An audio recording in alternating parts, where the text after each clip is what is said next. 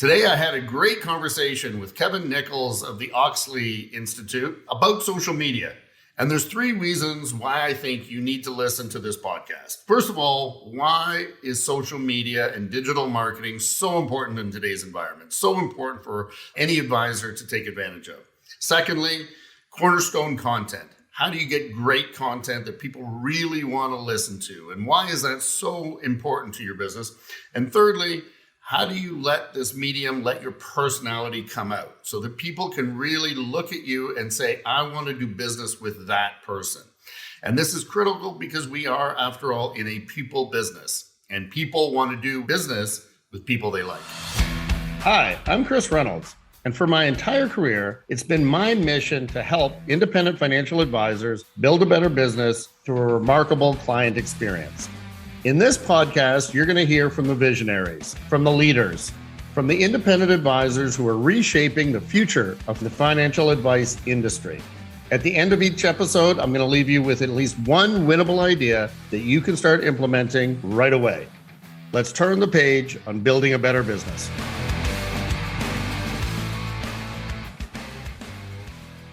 Well, welcome everyone to another podcast.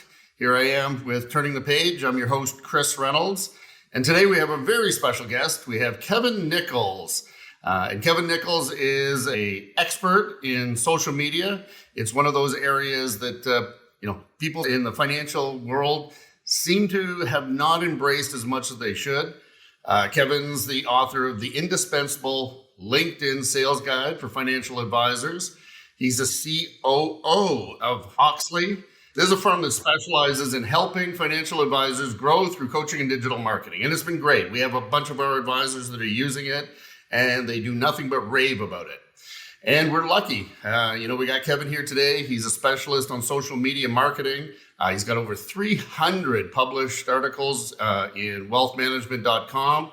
And he also hosts his own podcast, which is the Stephen and Kevin Show. So welcome, Kevin. Hey, happy to be here, Chris. Thanks for having me. Well, you're a podcast expert, so I'm pretty sure this is going to run fairly smoothly. Hopefully. You never know, though. Never know with technology. We'll never know. We can always see how it goes here. But one of the first questions, of course, is why are advisors hesitant to use social media? I talk to them all the time. You probably talk to them all the time. They're like, yeah, that's great, but that's not my clients, or it's too difficult to use, or I don't understand it. What do you see out there, and why do you see it? Yeah, that's a great question in terms of the hesitancy around getting involved in social media in general for advisors. I think it depends upon, just to be honest, like the age breakdown matters as well, right? If I'm having to learn exactly demographics of our business. Well, definitely. If I'm having to learn a new technology, it seems like a little bit of an uphill battle. And do I want to take the time to learn something like that? And doing so, making sure that I'm going to get the return eventually, right? On that that time and energy that I put into it. So I think that's definitely one of the biggest hurdles. The second one would be, and I think this is more of an excuse, but I hear this from advisors sometimes, especially down in the States, but it's like compliance, right? Oh, compliance hurdles. But I'll tell you, most of the time, if you approach compliance in a way of, how can I work with you on this? Like, what do I need to do? What do I need to change? Usually they're willing to work with you. So I think it's maybe the fear of the unknown as well, of like, gosh, like, this seems like a lot to learn. That combined with compliance, that's where you run into some hurdles. Yeah, actually, I never thought of that, but you're absolutely right that there's a fear of saying the wrong thing. But to your point, right? The ones who have done it, they just work with their branch managers. They make sure that they got the script laid out.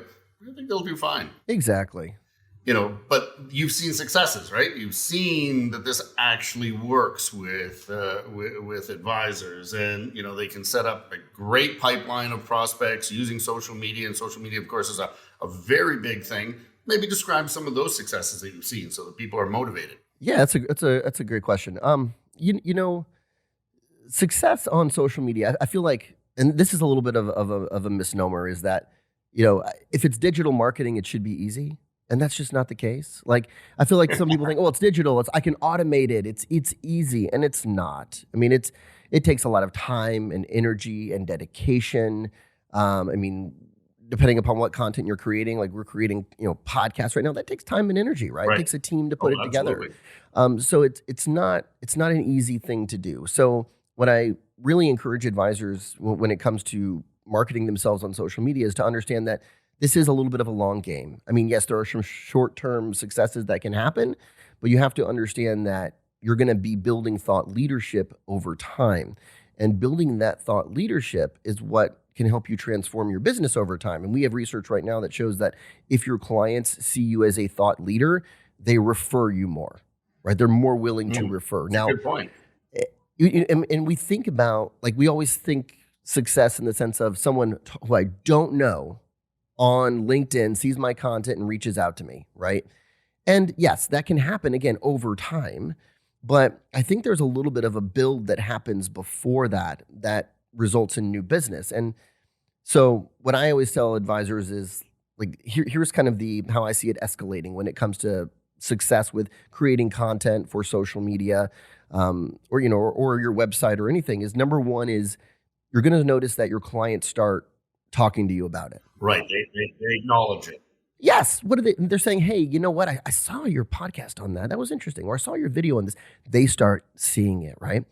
The second thing that starts happening is prospects, when you meet with them, say, well, actually, I saw that. I saw, I was doing some research on you. I was referred by XYZ accountant, but I actually did some research and I saw some of your articles or your podcast or your video. And that was really interesting to me. That's the next level of success, right?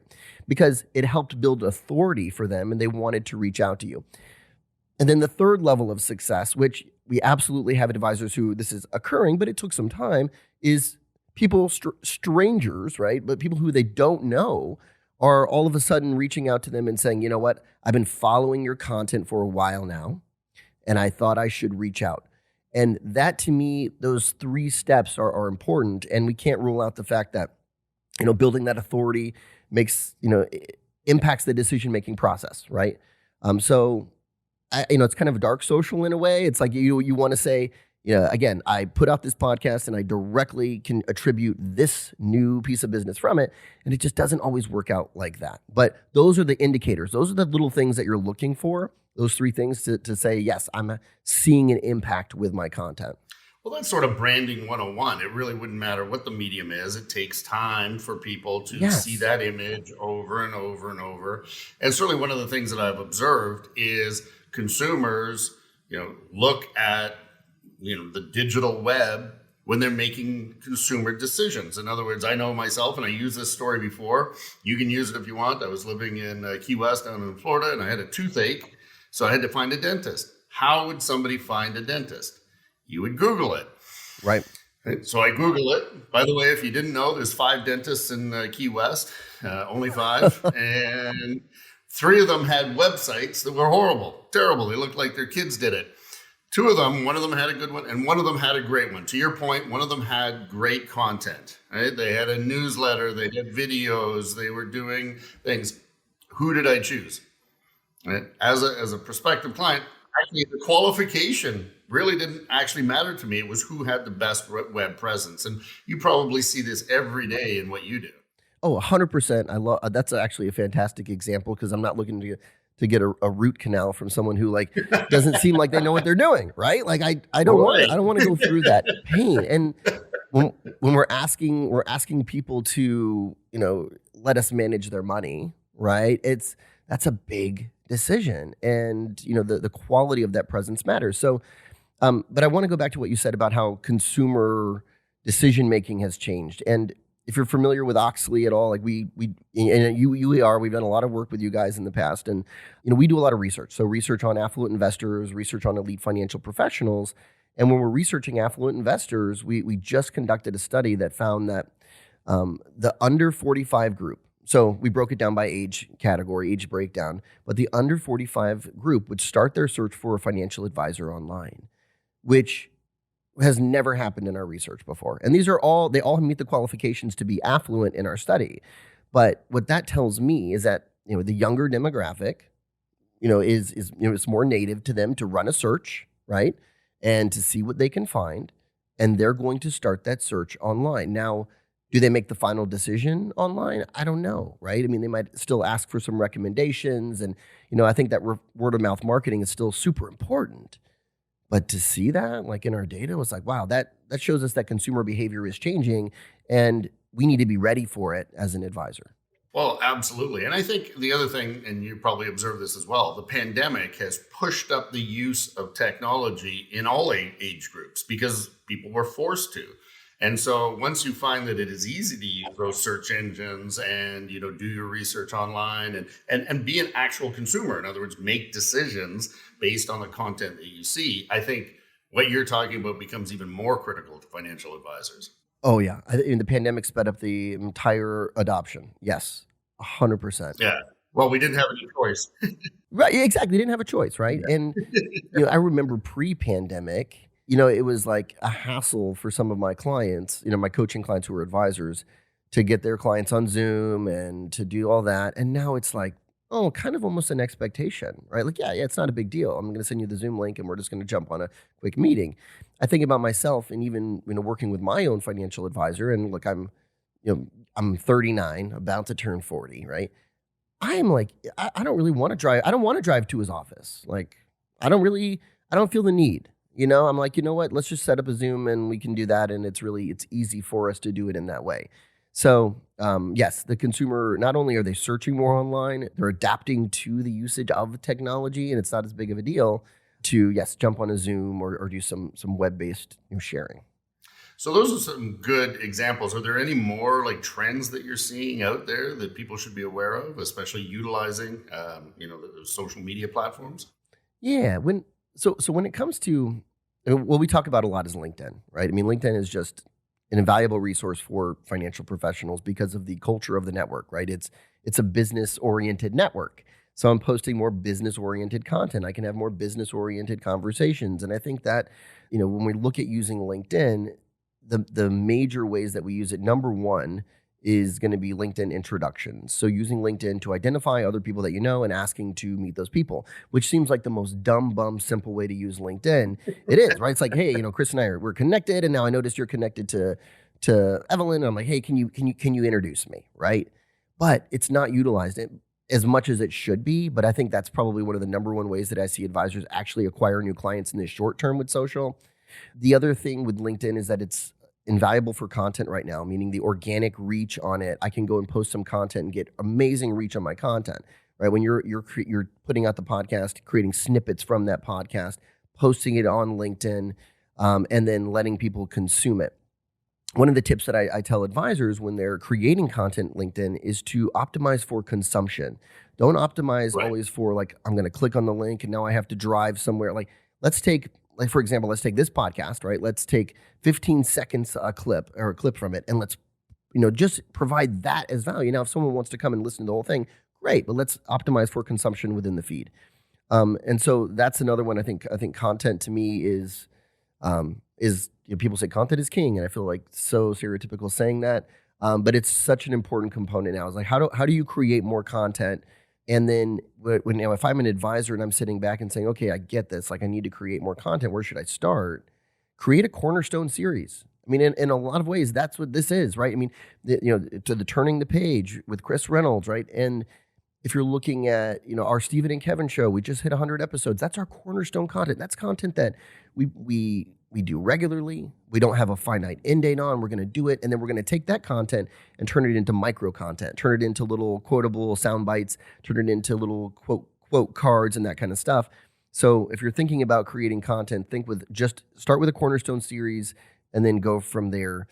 And then there's a whole nother ballgame when it comes to paid media, right? When it comes to running ads on LinkedIn or on let's say Facebook, it's a little bit of a different ballgame. But the benefit of LinkedIn to me right now is the organic reach with content. If you're going to go to Facebook, let's say Facebook business page, and you're going to start running some ads, you're going to have to pay to play. Like, it's such a saturated platform. So many people, right? That if you want some exposure, yeah, you can have it, but you're going to need to pay for that type of exposure. Right. So you think about LinkedIn introductions, right? You think about developing content for the platforms that's, can be consumed within the actual feed. Then the third thing is just building relationships with people that you don't know. And advisors can do this. They just have to do it the right way, and they have to do it without spamming people. Right? I mean, there's a tendency to want to just connect and pitch, connect and pitch, connect and pitch. Right. And I get the, hey, I'm going to play the numbers game, but there's also some like reputational risk there. I mean, don't get me wrong. Like 5 years ago, I was like, that's a cool strategy. Like I liked it, but now it's, as these networks evolve, people just are annoyed with it. It's gotten saturated. Not to mention LinkedIn will, put you in LinkedIn jail or potentially, remove your profile, right? Like they'll block you. But, how do you go on there and start building rapport with people through comments, through DMs? I have a guy who owns a gourmet cookie company, and I hope he listens to this podcast because he seems to consume all my content and he always engages with my content. I'm like, who is this guy, right? And when you start looking into him, because I'm noticing him, because frankly, you notice when people comment and engage with your content. Right. And he sells cookies to other professionals that they then, or he can send them directly to your clients to surprise and delight them. So he is absolutely doing that, but he's doing it the right way. Like he's just building rapport with me through the network. And I've been thinking, gosh, I might reach out and talk to this guy, right? Actually buy a cookie. And or get him to send some cookies to clients. Yeah. Buy a cookie, man. And I'm like, you know what? Like all he's doing, this is just a giant networking event that's happening. He gets that, and you're either participating or you're not participating, right? And he's doing it the right way. So that's another way too. But advisors have to resist that urge to want to connect and pitch immediately. Right. Instead, think about building a network of the right people, prospects, centers of influence, and then finding those who are active, commenting, engaging, following their content. You start actually sending people direct messages that are thoughtful, and you can tell that it was not a copy and paste. People notice. People can tell the difference. Well, I think to go along those same lines, the other thing that certainly I think both of us advocate is things like podcasts, things like videos. Your personality comes out. And as I said, you want to work with people who are like you. So if your personality is coming out and you can connect with a certain type of audience, I think that's certainly advantageous, which they just wouldn't get in other mediums. You wouldn't get that in advertising. You wouldn't get that in, just plain old newsletters and that sort of thing. This type of format really brings out people's personalities. Agreed. 100% agreed. So if you're thinking about your cornerstone content, a series that you're going to create, right, as a financial professional, I would think most likely I'd go video or podcasting. I'd do one of those. And video being shorter form, maybe your videos are 3 to 5 minutes in length, right? And it's primarily built for video. I'd consider, if I were an advisor, looking into vertical video, because vertical video is growing in popularity when people are on, Reels or TikTok or any of those. Like those, people like watching videos in that vertical format. So that'd be something to consider. Is like a series that, you just want to make sure that you get it edited for both, horizontal, landscape and then vertical. Podcasting is that longer form, deeper connection. It's that you can get into the weeds, right? It doesn't have to be perfect. I can do it. I can listen to you passively while I'm working out, right? Or while I'm, my commute during the day, if you still have a commute, right? But it's that, those two things. Yes, your personality comes out. It's super humanizing, and there's nothing like, for us, and I think about the early days of Oxley with, and Stephen Boswell and I guess I'm coming up on 15 years here at Oxley. We decided to create that podcast, years ago. And what's happened over time is that advisors are starting to come to us and saying like, oh yeah, I kind of feel like I know you already. I've listened to enough episodes where, gosh, I feel like I know you and I know what you stand for as well. Like the type of marketing that you think is good marketing, like what you believe in as a company. I know that because I've been consuming that content, and it changes the sales process. Like I don't really do much sales anymore, but I did for a long time. And it was nothing like getting on there with someone who's consumed your content. The process is 100% smoother, 100%, right? They know you. And it's not like I have to get on there and say, here's what Oxley is. Here's what we do. It's like, I already know all that. So what kind of questions do you have? And then let's go to the next step.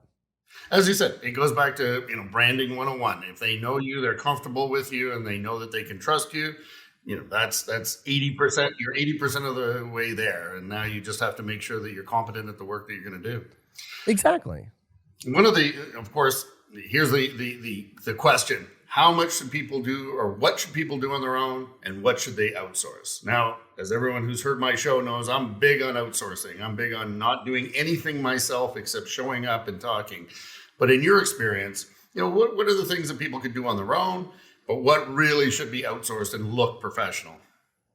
Well, you said something kind of brilliant there where you said like I'm all for outsourcing. I just want to show up and I want to do the talking, right? Like you can't outsource this. Like you can't outsource someone else standing in for you and doing the interviews. Like I need to hear you and your voice. I need to see you on video.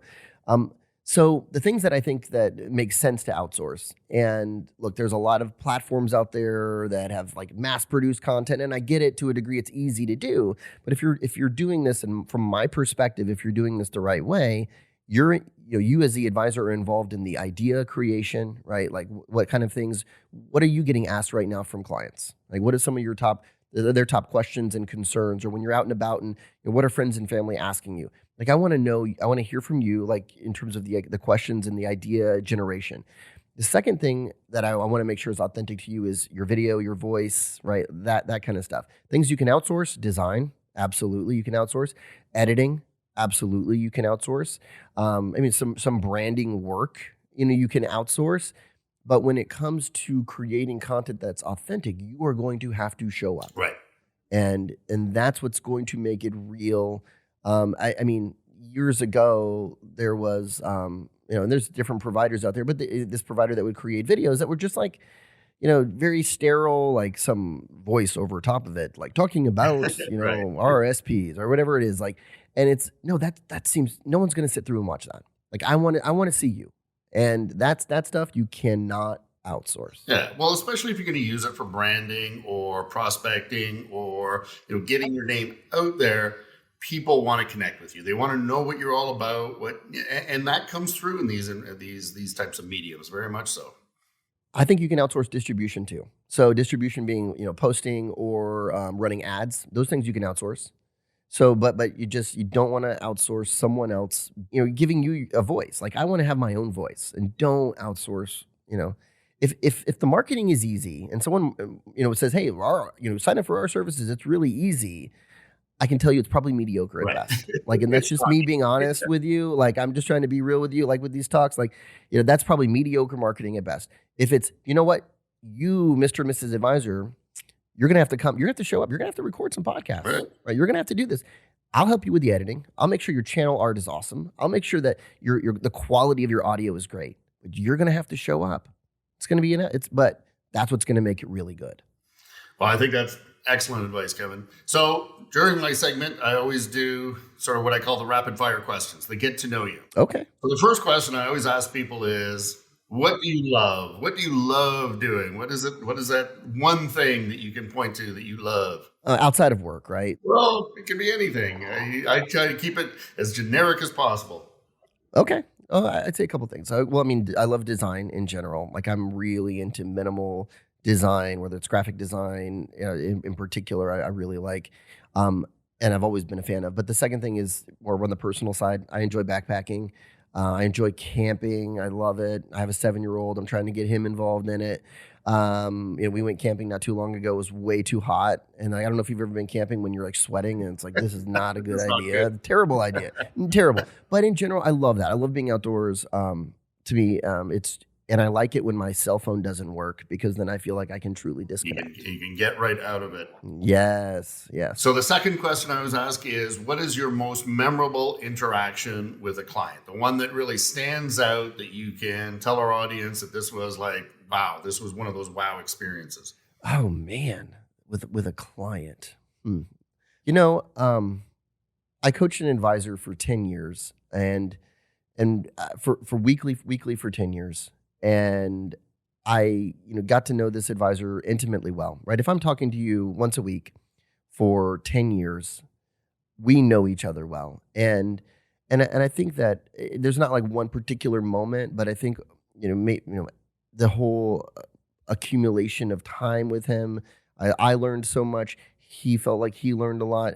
And he told me like the other day, I mean, like that I felt like family to him because like I just, and I thought about it. I was like, if something happened to him, like I would want to go up there and see. Like it just, you build this deep relationships with clients. And so there's not one particular moment with this particular client, but I think for me, he's special in that way. And then recently with our evolution of business, I had to give up coaching. Like I can't coach forever. And so I had to kind of let him go, and it felt like you're breaking up with a girlfriend or something, right? Like it really did. Yeah. It was like, hey man, like we're changing. I'm in charge of all digital now and blah, blah, blah. And it just felt, and he said, you know what? I understand. He's like, I understand. If I were in your shoes, I got to do the same thing, right? Like I got to focus on the right things. And, you're like family. And I was like, oh, so maybe it was a moment. Maybe that was it. That conversation where it's like this was really meaningful to my business, and when you have conversations like that too, it's not like we were just getting on always talking about business, right? He was talking about, right. He told me at one point, he said, I talk to my wife way too much about the business, that you're helping me save my marriage. And I was like, no, really? Like she's like, hey, you need like a business coach. So anyway, it would be that's probably one of those my most memorable and just meaningful interactions with a client. I love it. And thirdly, what's the best advice you've ever received? Oh man, the best advice I ever received. Okay, this is a good one. My first job out of grad school, I had a boss, and he seemed pretty tough. And I'm a people pleaser. I'm like, hey, you know what? I'm going to do everything that he tells me, and I'm going to do more, right? And I'm just going to. But one of the things I was doing, which I didn't realize I was doing, is I was getting permission to do everything. So like I have an idea, and I'd go to him and I'd say, hey, Richard, his name was Richard, right? Hey, I have this idea. I think I should roll it out. And he'd be like, yeah, go for it, right? And he was really open in that regard. And then finally, he during a review, he said, Kevin, I want you to mess up. Now he didn't say it that nicely, right? He said a different 4-letter word, right? And I was like, and when he said that, I caught my attention because I was like, whoa, first off, he's cursing during a review. And I'm like, what? And I was like, what do you mean? He was like, just as long as you can come back to me and tell me your rationale as to why you did something, I want you to go out and I want you to try more things. I want you to get out of your comfort zone more. And I want you to do that. And it just changed my whole career trajectory. He was like, stop looking for approval for everything that you do. Right. Just do more of it and do it. And he said, go mess up, right? In a little bit of a different way. I wrote an article on that topic a couple of years ago, and just because it was something that always is stuck with me. Yeah, resonated. I love that. Actually, that is excellent advice. It's perfect for advisors, right? Like if you're thinking, oh, I got to do a video series, but gosh, it has to be perfect. No, just go do it. Start doing it, right? That you're going to get better through doing. Yeah, I was going to say, just think about Nike. Just do it. Yes. Yeah, just do it. Yeah. Exactly. The whole company on this. 100%. No, this has been great. So I always do a rant as a summary, my Reynolds rant, and everything you say like really strikes to the heart of what is happening in the world. The consumers are changing. The use of digital media is changing. The use of technology is changing. And we as advisors have to adapt with that change. The old school ways of marketing are probably not going to be what we need to do in the future. And especially if you're trying to continue to grow your business, you have to grow in a very targeted way. You have to grow your brand in a very targeted way. And utilizing digital media, whether it's podcasts, whether it's videos, whether it's utilizing LinkedIn or any of those, is something that advisors need to embrace. You can't shun it for very long. So you might as well be a forerunner. And to your point, and I really love this point, and it's a good way to, sort of end up the segment, is just do it. Experiment with it. Yes. Try different things. You don't know what's going to work at any one particular time. But if you keep messing around with it, I say, just doing it, you'll find the right formula. Love that. So Kevin, any final words for our audience? No, I think you wrapped it up beautifully, Chris. That was great. That was great. Well, thank you, everyone. We've had Kevin Nichols here, expert on social media and digital marketing. It's been fantastic. You've tuned into Turning the Page with your host here, Chris Reynolds. And if you've enjoyed this show, go to the comment section. I'd like to hear your comments of it. And I'd also like to hear comments about any future episodes that you'd like to hear. Love to hear the comments. Always love to hear it. To Kevin's point, every time I see a comment, I get all excited. And so keep those comments coming.